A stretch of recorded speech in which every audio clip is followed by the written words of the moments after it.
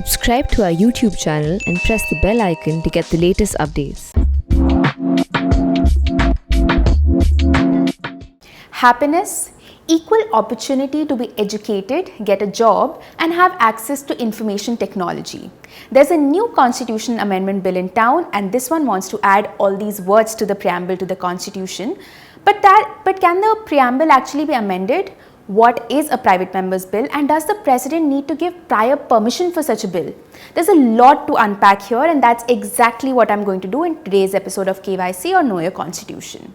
Now, to begin with, the bill has been introduced by BJP MP KJ Alphonse, but as soon as it was introduced, there were protests by opposition MPs. Deputy Chairman Harivansh Narayan Singh initially allowed the introduction of the bill after a voice vote, but opposition MPs claimed that their no's were more than ayes, and also such a bill should have the president's assent or recommendation before it's introduced. So now the deputy chairman has reserved his judgment on the issue. Now the first question here is, can the preamble to the constitution actually be amended? To let you know, the preamble has been amended once in the past. This was during the emergency declared by the Indira Gandhi government through the 42nd constitutional amendment in 1976. We call this amendment Indira's constitution or mini constitution for the sheer number of changes that this amendment brought. So for context, it amended as many as 40 articles as well as the preamble and the 7th schedule, and added 14 new articles to the constitution. This 42nd amendment added the expression socialist secular to the preamble, and also added the words and integrity between the words unity of the nation. So it now reads fraternity assuring the dignity of the individual and the unity and integrity of the nation. Now this new bill now wants to sort of undo one of the changes that the 42nd amendment had brought. It wants the preamble to be amended to replace the word socialist with equitable and add the words to be born, to be fed, to be educated, to get a job, and to be treated with dignity after the term equality of status and opportunity. The bill also seeks to introduce happiness, assuring a gross domestic happiness. So it basically wants to add access to information technology and happiness as its objectives. Next, let us also understand what a private member's bill actually is. Basically, a member of parliament or an MP who is not a minister is a private member. So basically, an MP who is not a part of the Council of Ministers is a private member. In other words, both private members and ministers can of course take part in the lawmaking process, so can introduce bills, but private members' bills are only tabled on Fridays when the parliament is in session. However, the chances of a private member's bill being passed are extremely low. As per PRS legislative, no private member's bill has been passed by the parliament since 1970.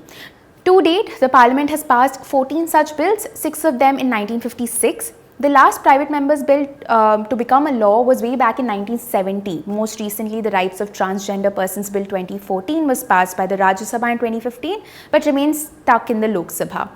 And it's not just about the passage of such bills. The discussion of such bills also has a very dismal record.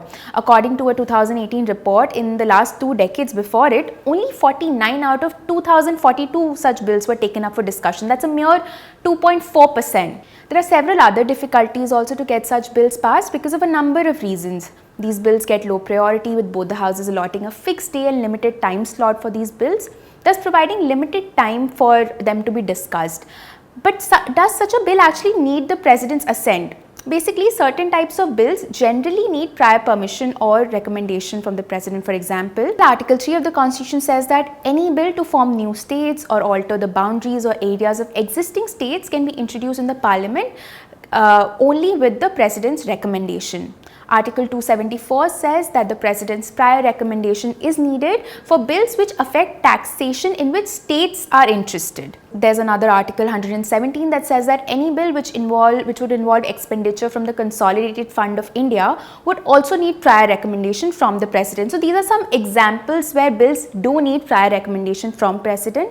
So the rules of procedure and conduct of business in the Council of States, that is Rajya Sabha, they say that if the subject of a private member's bill falls in the category of bills that need previous sanction or recommendation of the president, then only in such cases such a sanction should be annexed to the notice of motion for leave to introduce the bill. Only in such cases would prior recommendation of the president be needed.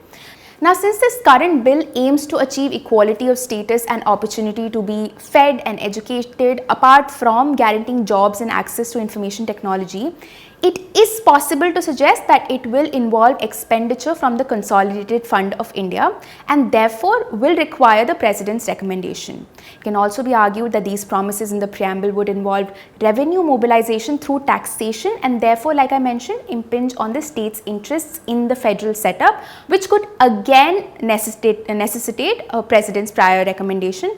Of course, for now we'll have to wait and see what the Deputy Chairman finally decides. This is Apoorva Mandhani for The Print. Do subscribe to our YouTube channel and follow us on Twitter, Instagram and Facebook.